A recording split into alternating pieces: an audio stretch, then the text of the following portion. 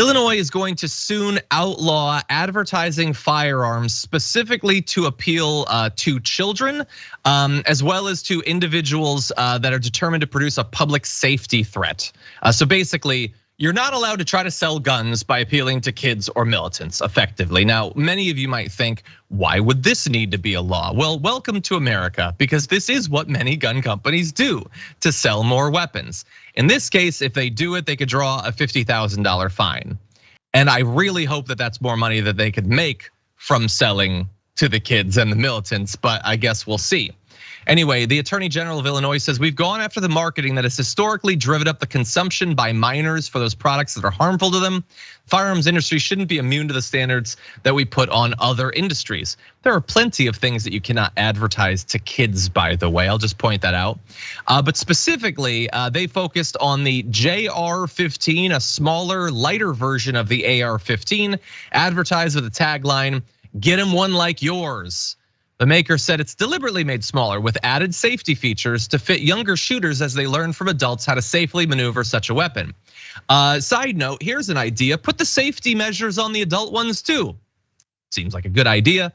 Anyway, you can see here a little ad for the JR-15 that is, I'm gonna say a 5-year-old maybe that is firing that JR-15, and then you can see this ad for the We Won Tactical. We can bring that up. That's intended to appeal to 45-year-old men, right? That iconography. I assume that's probably what it is. Anyway, they're not happy about it. AP, you'll be surprised to find out this new law, but it is interesting that Illinois is moving in this direction. What are your thoughts?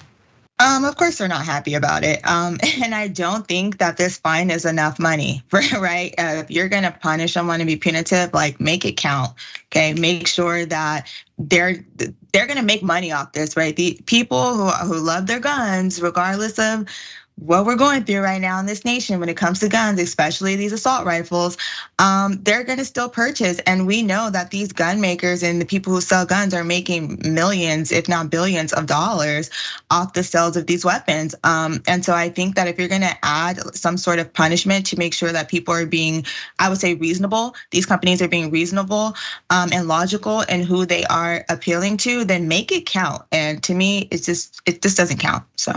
Yeah. Look, I think, like desperately trying to get kids to use a version of a gun that is uniquely popular amongst domestic terrorists is weird. I would say that if you're part of the advertising teams on this, if you've ever wondered how the tobacco industry was able to do it and sleep at night for all those decades, well, glass houses and all that, glass assault rifles. But I will also say, they were pretty openly trying to appeal to broken men as well with their advertisements. We covered it, a couple months ago in a deep dive on the history of the AR-15, but very specifically trying to appeal to people who have fantasies of lashing out or feeling like a man by having this big gun. There's a lot of issues here, and it's good to see at least some states taking it seriously. Not just Illinois, by the way, but New York, New Jersey, Delaware, Washington, California, Hawaii, and Colorado have different sorts of plans that are sort of in a similar area. So you are seeing it begin to spread. Any final thoughts, AB, before we move to break? Yeah, I mean, I think that on a positive note, right? The good thing is that there are things being put in place to help try to control what we're seeing with these weapons, right? Especially assault weapons. And it's sad that like we're appealing it to children. I have a 5-year-old. There's no way in heck that I would allow my 5-year-old to hold any sort of weapon, because I just know what 5-year-olds do and how they think, right? And I don't live in a space where I need to raise my child to be dealing with weapons in that manner. But I do think it's good that we are seeing restrictions put in place that are not necessarily infringing on people's Second Amendment rights, right? Because that is like the big argument when it comes to this.